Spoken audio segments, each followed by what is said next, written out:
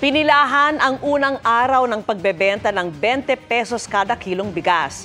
Pero hanggang ngayon lang muna yan at pagkatapos ng eleksyon na itutuloy dahil sa ban sa ayuda sa loob ng 10 araw bago ang eleksyon. Nakatutok si Alan Domingo ng GMA Regional TV.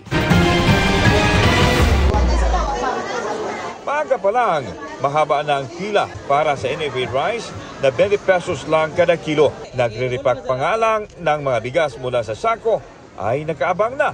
Sa Kapitolyo, sina Jenilyn at Gina. 10 kilos ang limit nila sa sakataw. Kuwara 2 weeks o sa kasimana. O humot ka ayo lang bugas, tag 20 o, tara o. Dilipik. Nam lagi bato. Way bato oy.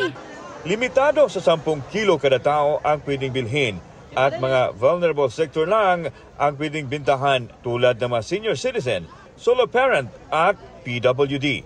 Okay raman, depende raman siguro sa pagluto. 500 sako rin lang ang ibininta ngayong Labor Day sa Cebu Province.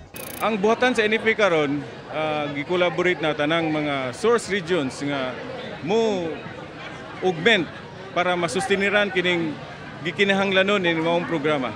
Mismo si Agriculture Secretary Francisco Chulaurel Jr. ang isa sa mga nanguna sa paglulunsad ng proyekto at nagsaing pa ng bigas, sabay giit na walang problema sa mga ibinibenta. Talagang nakatutok yung Pangulo natin ng ating bansa dito sa proyektong ito at sinusuportahan talaga niya ito ng tuloy-tuloy. Kinumpirma rin niyang bukas ay hindi muna magbibenta ng 20 pesos kada kilong bigas at itutuloy ito pagkatapos ng eleksyon alinsunod sa pahayag ng COMELEC. To be on the safe side, siyempre ayaw din naman natin na makasuhan.